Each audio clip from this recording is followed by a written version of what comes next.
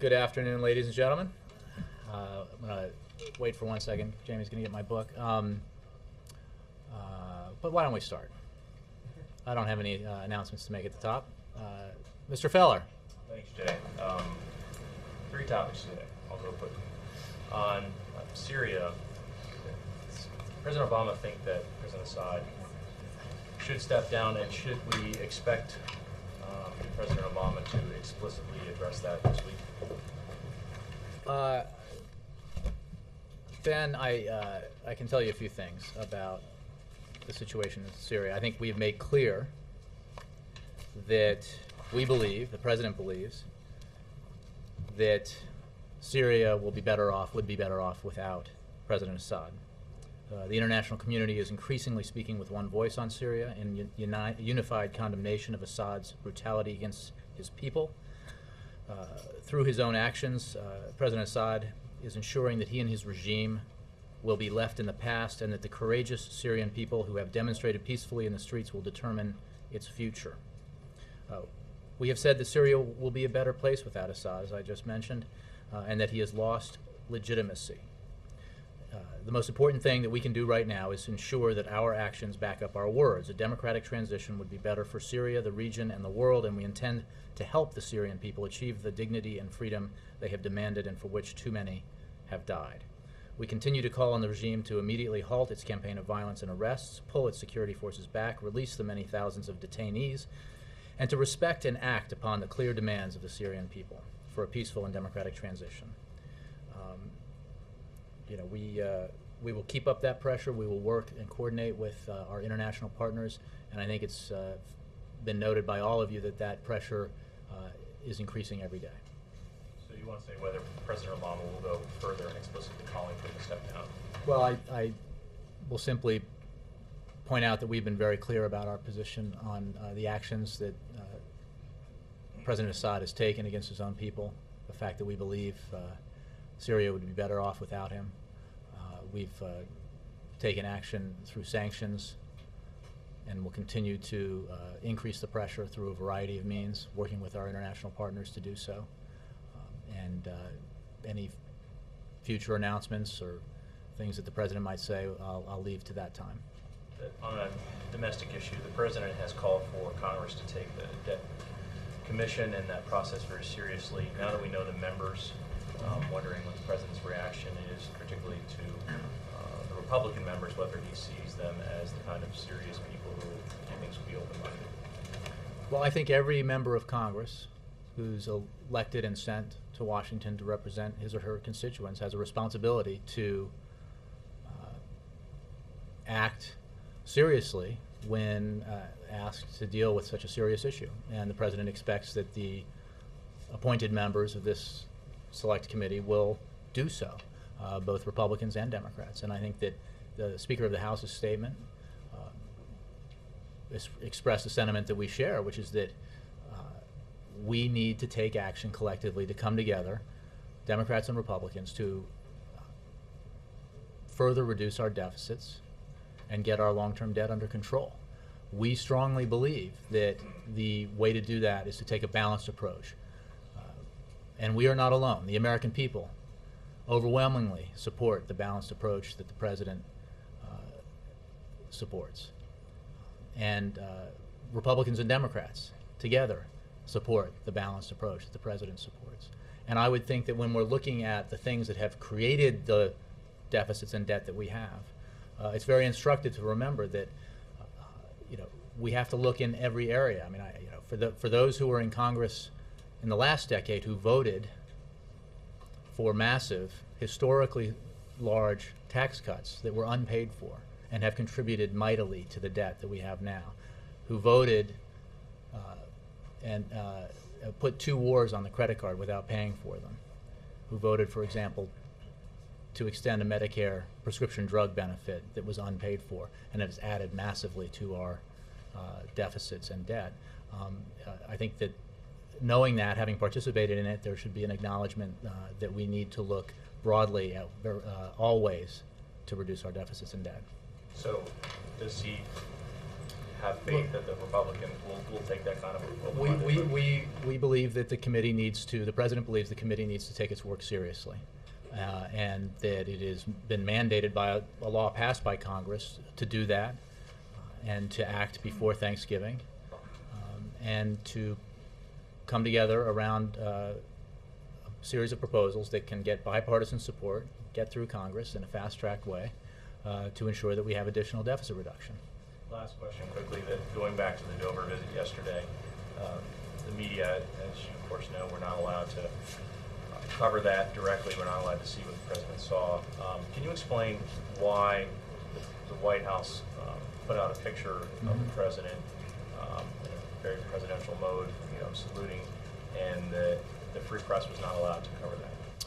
Well, there are a variety of reasons why the press was not allowed to cover the dignified transfer of the remains of those servicemen who perished in Afghanistan, and I think you know them, and the Pentagon described them. It has to do with normally the families would have to give permission. In this case, because of the state of the remains, the policy was that the press would not be allowed, and that's the Defense Department's standing policy. The reason why we were able to release a photo is it was carefully done so that none of the transfer cases that contained remains were in the picture. It's also the case that because of the units that were involved, there were members of classified units whose identities cannot be revealed publicly, who were in this ceremony, and they cannot be shown in a photograph. So we are able to put those restrictions and control the White House photographer so that the photograph that we release does not cause any of those problems. And obviously we couldn't, for the variety of reasons, bring in the press for the ceremony itself. Yes? As you know, U.S. and global stock markets are taking another serious hit today, and this time it's been tied to French investor concerns about French banks' exposure to European debt problems.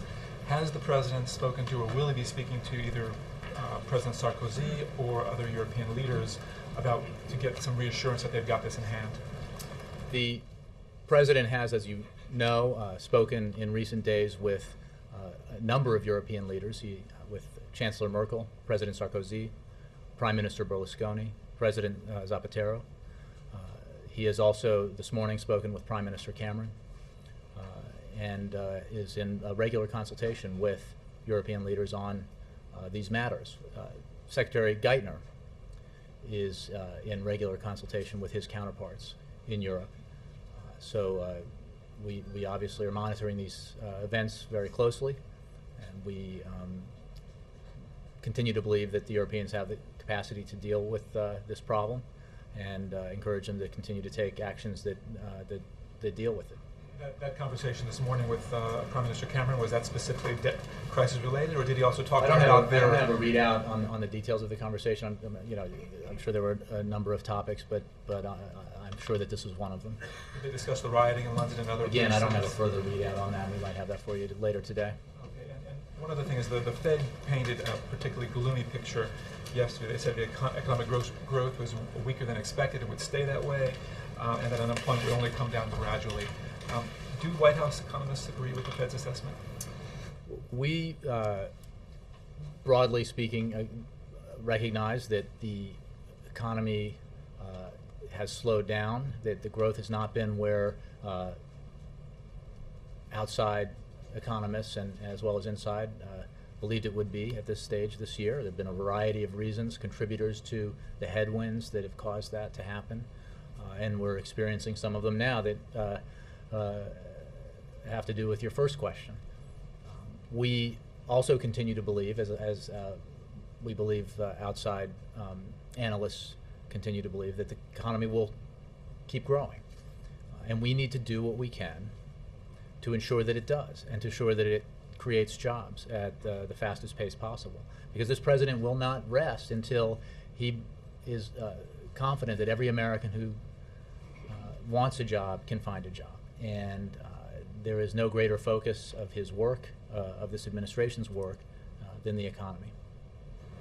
Specifically, does the does the administration agree with the Fed's assessment? I don't have, I don't think we've put out our own analysis or forecast for growth going forward since the last time it was done, and obviously there have been some events that would be taken into account as a new forecast were put together, so I don't have a new forecast for you. Yes, Jay. Tavis Smiley and Cornel West's poverty tour has rolled into D.C. They've been very critical of President Obama with his handling of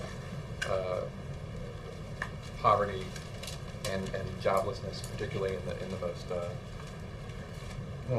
the most destitute communities. Specifically, Tavis Smiley has said that the president has forgotten about the poor. Cornel West has called the president a black mascot of Wall Street oligarchs and a black puppet of corporate plutocrats. What is the White House view of this criticism from Smiley and West? Well, I would simply say that this president, again, is focused on the economy every day, and he is focused on those who are struggling in this economy. Every economic measure that he has proposed and every one that has become law because of his leadership has been geared towards helping those folks who are in the greatest distress because of the recession that we were in, the Great Recession, worse since the Great Depression, and those who are struggling as we emerge from it. His focus on the most vulnerable communities was evident when he negotiated with congressional leaders late last year on the tax cut extension deal by insisting that in addition to the payroll tax cut that he insisted be in it, so that every working American family would have on average an extra $1,000 this year, he insisted on an extension of the earned income tax credit, an extension of the child tax credit, which disproportionately helps those who are disproportionately in need. It is why he insisted in the recent debt ceiling deal that Pell Grant funding be protected, because those who deserve and qualify for quality higher education but are struggling to be able to pay for it because of their economic circumstances need the assistance that those Pell Grants supply. So this president is very focused on every American who is suffering during these turbulent economic times, and the policies that he's espoused and that he's pushed take into account very, very seriously those who are most affected. Peter King, the congressman, is calling for an investigation based on a report in Maureen Dowd's column today saying that Sony Pictures, the movie makers doing the OBL raid movie, have been given top-level access to the most classified mission in history from an administration that's tried to throw more people in jail for leaking classified information than the Bush administration. I think Mr. King's less concerned about the last part. But what's your response to that report, both King's interest and also the inherent criticism that Maureen Dowd is making? I do have a response to that. First of all, the claims are ridiculous. When people, including you in this room, are working on articles, books, documentaries, or movies that involve the president, ask to speak to administration officials, we do our best to accommodate them to make sure the facts are correct. That is hardly a novel approach to the media. We do not discuss classified information. And I would hope that as we face a continued threat from terrorism, the House Committee on Homeland Security would have more important topics to discuss than a movie. The information that this White House has provided about that mission has been focused on the president's role. There is no difference in the information that we've given to anybody who's working on this topic from what we gave to those of you in this room who worked on it as in the days and weeks after the raid itself. In fact, the most specific information we've given from this White House about the actual raid, I read to you from this podium. So it's just simply false. And last question, you said the president will not rest until the joblessness and the economy are worked out. But the president is obviously going on a vacation, and I'm wondering, is there any concern about, I understand it takes two to tango and you need the Congress to be in Washington. We went over that the other day about whether or not you guys should call Congress to come back. But is there any concern about the impression that the president going to Martha's Vineyard for 9 or 10 days might leave with the American people. And also,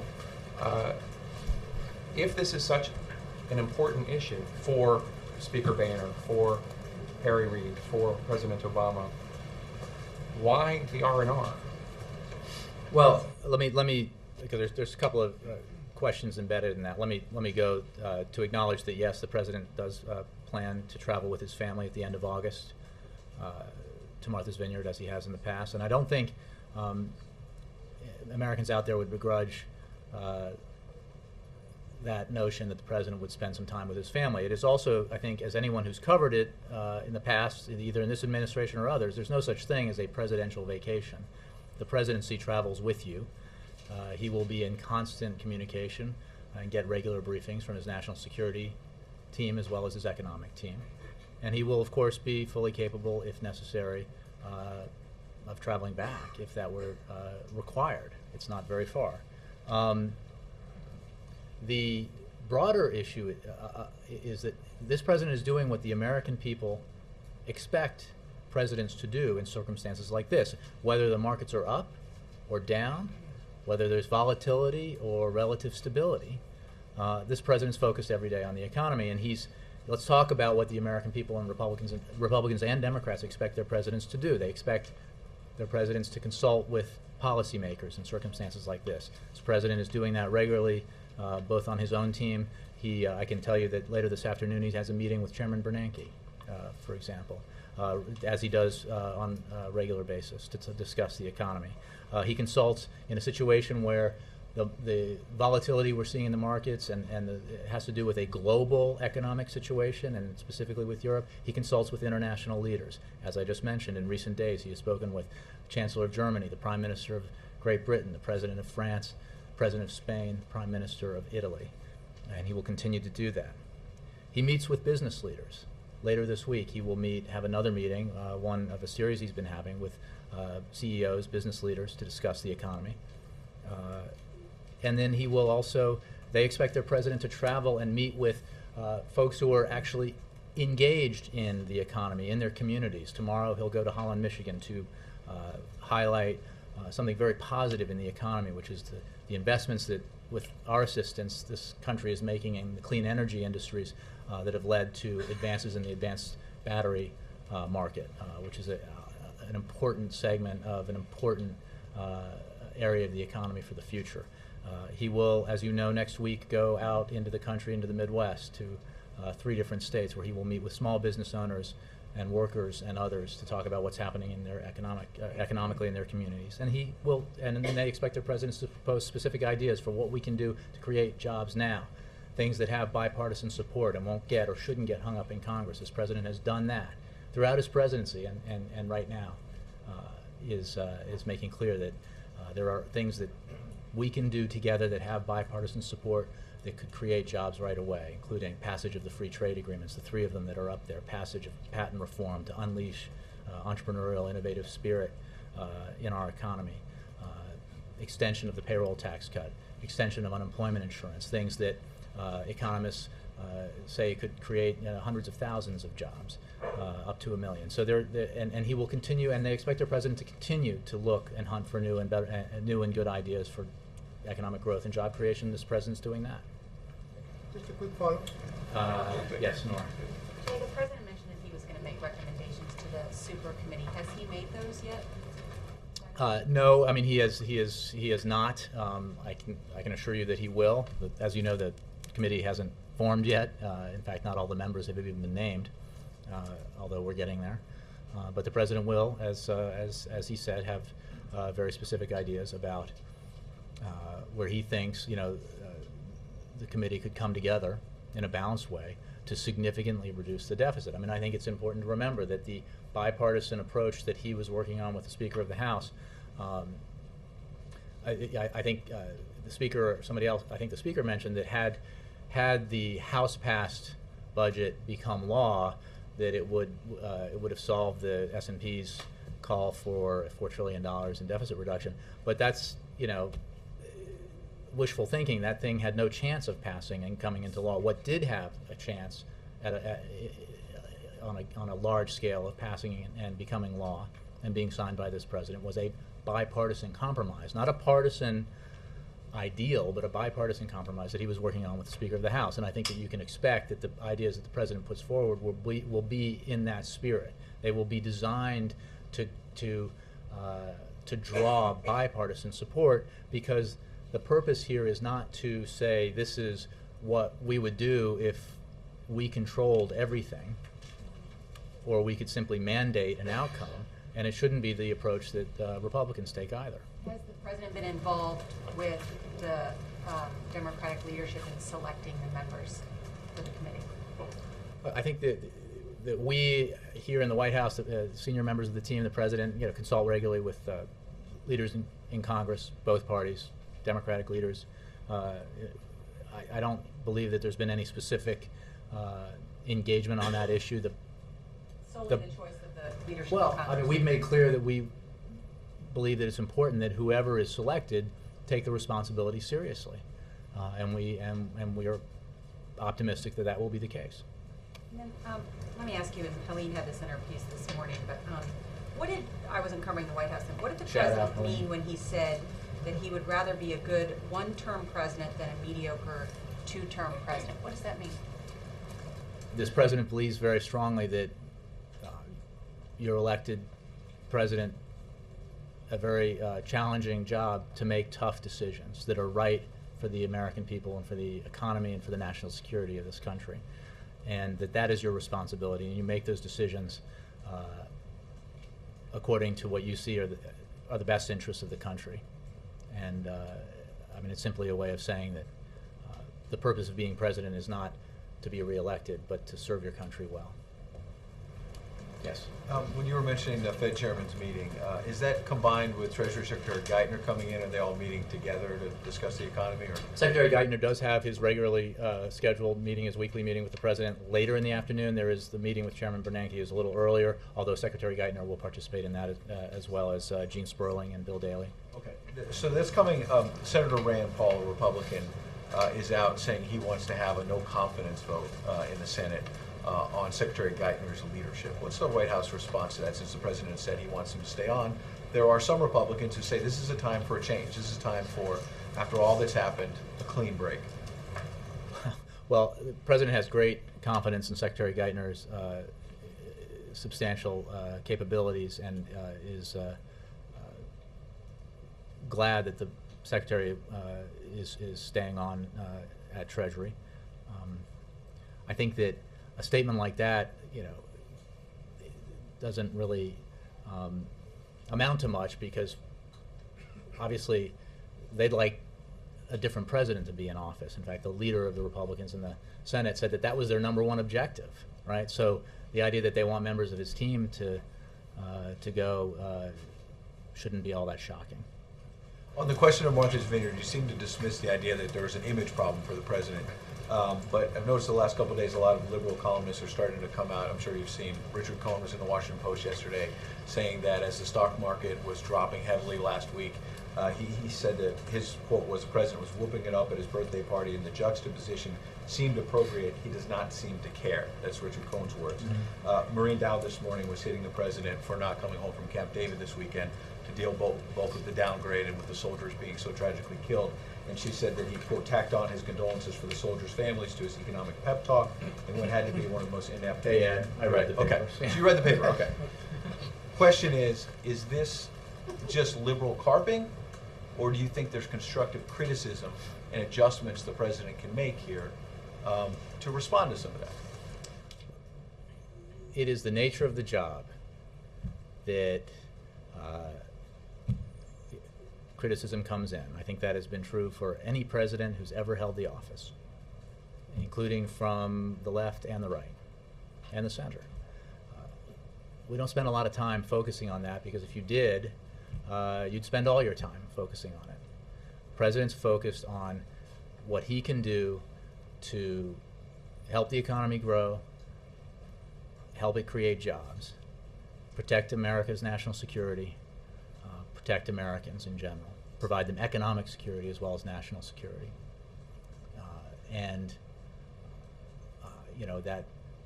again, I would just say that criticism is part of it comes with the deal. Okay, last one on this. Your narrative on Sunday on the shows, and then Monday here at the podium, was that this was a Tea Party down but my question is that the liberal columnists seem to not be jumping on that. Instead, they're saying there's a leadership problem here. And it's not just that they might disagree with the Tea Party on individual issues, but they're saying there's a leadership problem and that it needs to be dealt with here. And I would just repeat what I said, which is that criticism comes in from different quarters, different times. The fact is, when we're talking about the debt ceiling deal and the aftermath, this president made sure, as a bottom line, that the #1 Republican demand that we go through that charade again within 6 months, causing even more harm to our economy, was absolutely not acceptable. He said no, and he ensured that that will not happen. This debt ceiling will be extended. And using it to play chicken with the full faith and credit of the United States will not happen again through the end of 2012. He also ensured that we made a significant down payment on deficit reduction, because he believes this is important, and it's important for the economy, and it's important for progressives to realize that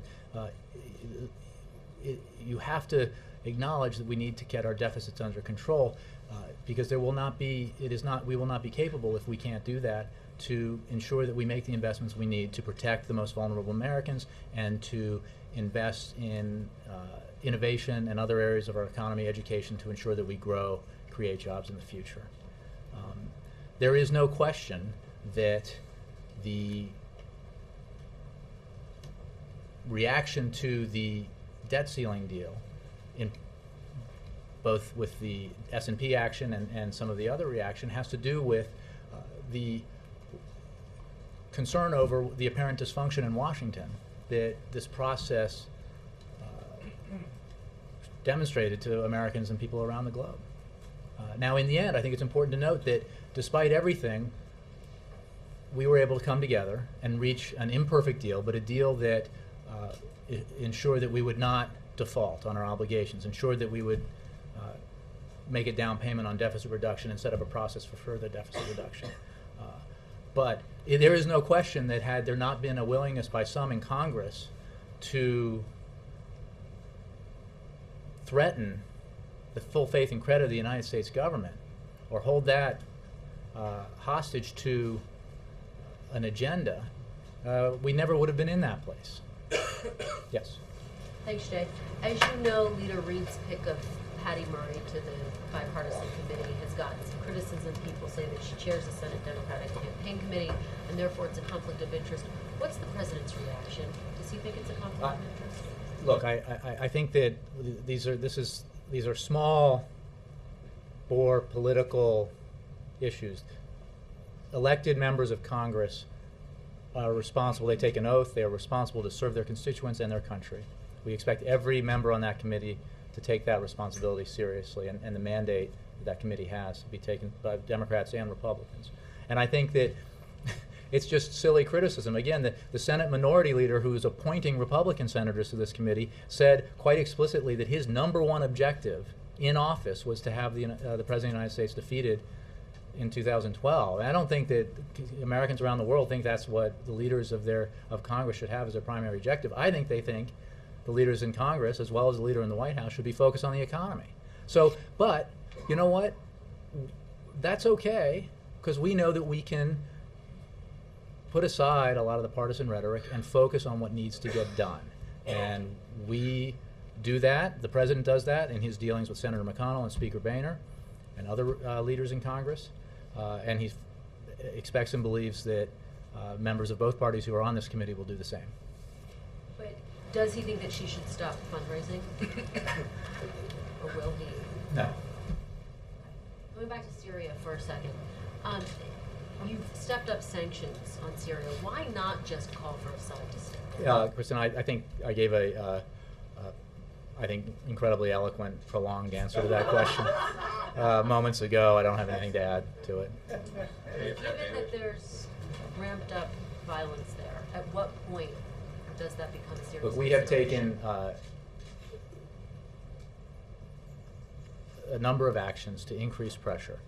And I think that one of the things you have seen in recent days is the international community, including important voices in the region, adding to that pressure. And you can be sure that we have worked towards that goal. So the kind of growing chorus, growing chorus of criticism aimed at President Assad for his heinous actions is not an accident. It is because of, we are all watching with horror what he is doing to his own people, and we are working with our international partners to ensure that pressure continues to be placed and is ramped up on President Assad, and we'll continue to do that. Yes, Laura? I understand why extending unemployment insurance provides relief to people who need it, but how does it create jobs? It is by, I would expect a reporter for the Wall Street Journal would know this part of the entrance exam just to get on the paper, no, seriously, I mean, it is one of the most direct ways to infuse money into the economy, because people who are unemployed and obviously aren't earning a paycheck are going to spend the money that they get. They're not going to save it, they're going to spend it. And unemployment insurance, that money goes directly back into the economy, dollar for dollar, virtually. So it is, and when it goes back into the economy, it means that everywhere that those people, every place that money is spent, it has added business. And that creates growth and income for businesses that then lead them to making decisions about job, more hiring. So there are few other ways that can more directly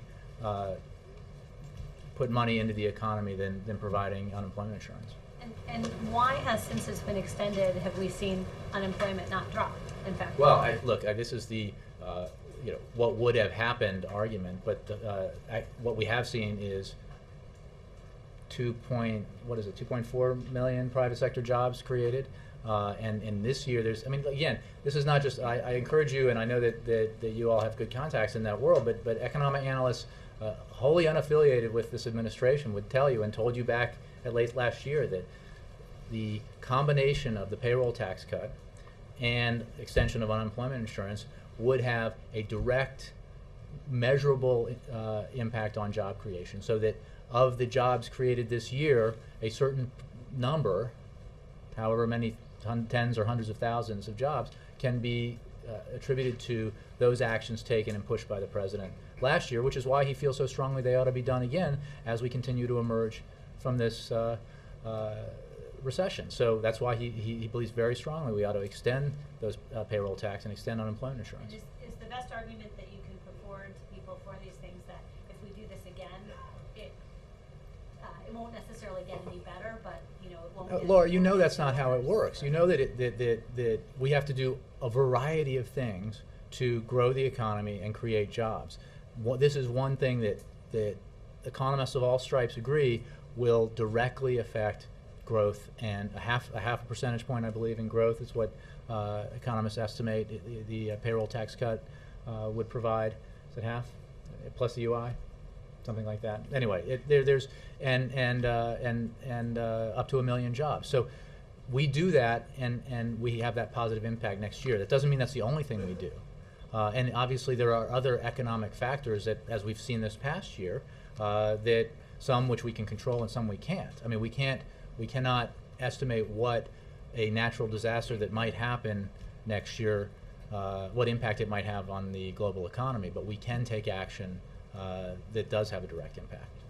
One question. Sure. Just one. Thank you very much. NBC's Mary Ann Ahern reported that Mayor Emanuel, quote, positioned himself inches from my face and pointed his finger directly at my head and asked, how dare I ask where his children would go to school? But my question, is the president regretful about his former close aide's treatment of this lady, or doesn't he care about it? I haven't heard him discuss it, so I don't have a. What do you I don't think?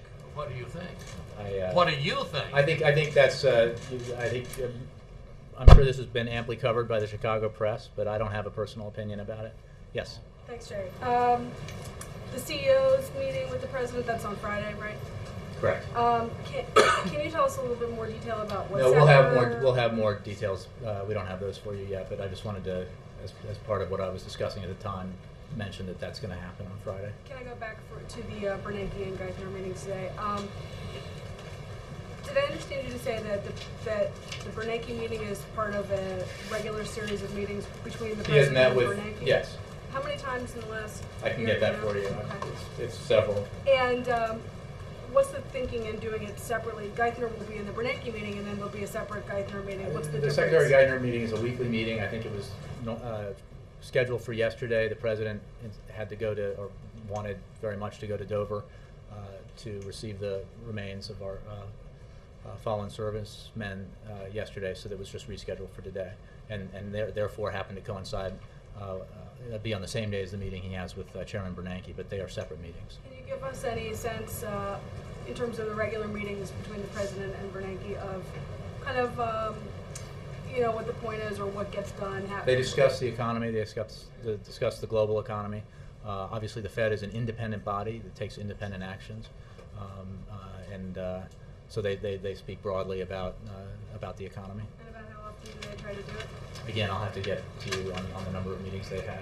Thanks. Thanks, Jay. All right. The president's going to be in New York tomorrow night, and I wonder whether he'll have a message specific to Wall Street leaders about the turmoil in the markets this week. I don't have a preview for his remarks tomorrow. Again, I would just say that we don't, the president's focus is not on the daily ups and downs of the market, which can be substantial down and can be substantial up. And the focus is on what we can do to grow the economy and create jobs, what he can do, and what he can do working with Congress to grow the economy and create jobs. And I'm sure that's broadly going to be the focus of any remarks he makes about the economy. Also, can you explain why the trip to Dover was kept secret until he landed? It's a good question. I can tell you that it was something that we were advised to do, and I refer you to the Secret Service for issues about presidential security. But it was security related, not about the narrative communications. That's correct. Just related to that question, can you just say publicly when you guys knew that the president would be going to Dover? Like around what time? Well, I know the president very quickly said he wanted to go internally after we learned of the events in Afghanistan and the loss of life, and then it was just a matter of finding out when the remains would be brought back. But we knew for a while that that the president was going to go or wanted to go and was going to try to go. And then just the Secret Service advised that you could not make that public until he actually. Again, I don't want to get into this from the podium about it, but I can assure you that it does not have to do with. I mean, the president was very proud and to go on the Marine One flying back. Somebody on the helicopter said somebody who was in the service, in the military service, thanked the president for making the trip, and he looked up and said, "It was my honor to talk to those families. I can think of nothing better to have done today." So it was for anybody who was there. Well, obviously, I guess that would be me, but in this room. But it was an incredibly powerful experience, and the courage and sacrifice that the families demonstrated was really remarkable. Yes. Jay, around the country, there really seems to be a feeling that there's a need for urgency to get something going to get the economy back on track. Given that, can you give us any kind of specific timetable on when the president might be coming up with these ideas that he talked about, or is it the plan to just wait until Congress has an epiphany and sees their ways? You can be assured, I'll go back to what I said before, that this president is working every day on his top priority, which is the American economy. And there are a variety of ways that presidents can do that, and that American people expect him to do that, which is consult with policymakers. In this case, because of the global effects that we're experiencing, consult with international leaders, meet with business leaders, travel around in the country to talk to job creators, if you will, out in the country about what they're experiencing, and then propose specific and concrete ideas for growth and job creation, which he has done throughout his presidency, and which he has mentioned recently in speaking with you, some ideas that can be acted on, should be acted on right away, that would directly affect economic growth and job creation, and to continue to work on ideas and look for new ideas for increased economic growth and job creation. So he is doing all of those things tirelessly. But there's no feeling there's a I don't need have an for announcement to urgency? make on when. Yeah, there's a great feeling of urgency, which is why he's doing that and working around the clock on these issues. And in terms of new proposals that he may announce, I don't have a time to give you, but I can assure you he's working very hard on those issues. On Ann. the joint committee, has the president asked for, or will there be any White House presence, at least observing the operations? I don't know that we've had that discussion. I think the committee is still being formed, and I don't have any information on that. Yeah. Thank you, Jay. As one who stayed up late to report the results on Wisconsin last night, I was dying to know, did the president follow the results in Wisconsin and have any opinion at all on the final results? I haven't asked him. I don't know. So I don't know that he followed it last night. In any case, I'm sure he's read the paper this morning, but I didn't have a conversation with him about it, so I don't know. The other thing I wanted to ask you was, you said at the beginning that the tax cuts in the early part of the last decade contributed mightily to the deficit. Yet figures from the Office of Management and Budget show in the 2-year period, 2004 to 2006, there was a 20% jump in revenue over the previous cycle, and that was the largest increase in revenue, OMB said, since the 1965 through 67 cycle. How do those figures from OMB? Well, it's a very convenient slice of a figure when what we absolutely know about the aughts, the period under which these tax cuts were instituted, is it was the slowest period of economic expansion in modern time, that middle-class incomes stagnated or declined, that the wealthiest Americans got substantially wealthier, and that overall in that 8-year period there was rather anemic job creation. So to the contrary, in the 90s, under the tax rates that pre-existed, we saw the largest peacetime expansion in our history and 22 million jobs created. So I would take issue with that analysis. You take issue with the analysis of OMB? I would take issue of taking that slice and suggesting that somehow, the massive tax cuts did not contribute to our deficit because they unequivocally did, and that those tax cuts created or were responsible for what, by any measure, was an anemic period of economic growth. Yes, Peter. Thank you, Jay.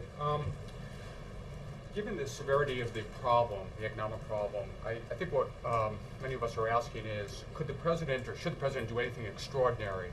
For example, convene a summit meeting, cut short his vacation, call Congress back into session. Everything you've described shows an intention to the economy, but also sort of fits within the normal pattern of presidential action. I mean, he often travels the country and talks about the economy. He often meets with Tim. I think what the president, it's a fair question, the president's very interested in is those things that will actually be effective. And he's very focused on the things that he can do that can be effective towards helping the economy grow and helping the economy create jobs. And he is doing those things, and he is tasked his team, and he is working with his team to look at ideas for further job creation and economic growth. When you say extraordinary, I mean, if you're talking about a stunt, I don't think a stunt is what the American people are looking for. They're looking for leadership, and they're looking for focus on economic growth and job creation. Yes, in the back. Thank you, Jay. Spokesman for President Saleh of Yemen said today that he will be returning to Sana'a soon. Does that mean that John Brennan's efforts to persuade him to stay in Saudi Arabia and to sign a deal has failed? Well, again, I think I don't have a comment on what he said he was going to do. Our position on Yemen and the need for a transition there hasn't changed. He's returning, and you wanted him to sign a deal. Well, we continue to believe that he should honor the obligations he made and the promises he made to begin that transition. April. Jay, following up on what Jay asked, what does the president take away when he meets with black leaders like been jealous of the NAACP, Mark Morial of Urban League, and the CDC. It seems like they all have the same theme, the urgency for job creation in the Black community. Mhm. What does he take away from those meetings? Well, he absolutely appreciates those meetings and those conversations, and he conveys what he takes away, which is an incredible passion for and focus on the need to grow our economy and create jobs, and the amount of suffering that is occurring because of the deep recession that we went through, and also because of the falling back that the middle class experienced, as well as others in the previous decade. So he is, again, I think I answered this when I responded to Jake's question about what he has fought hard for, precisely because of the need to ensure that those who have been hit hardest by hard economic times are getting the support that they need. And that's why he fought for the extension of the earned income tax credit. That's why he fought for the extension of the child tax credit. That's why he recently instituted the extension of the housing loan forbearance program, because those who have been who are struggling to stay in their homes, have been unemployed, he believes it was essential to help them. So I think those kinds of efforts do help those in communities that are hardest hit by economic hard times. How was when Marsha Fudge of Cleveland said something that the president had been saying throughout his campaign for the Oval Office? She said that the CDC's job fairs, the traveling job fairs, were basically a sign of hope for the Black community. Does that ring a bell with the president, as the Black unemployment rate is 15.9% when the overall rate is just above 9%?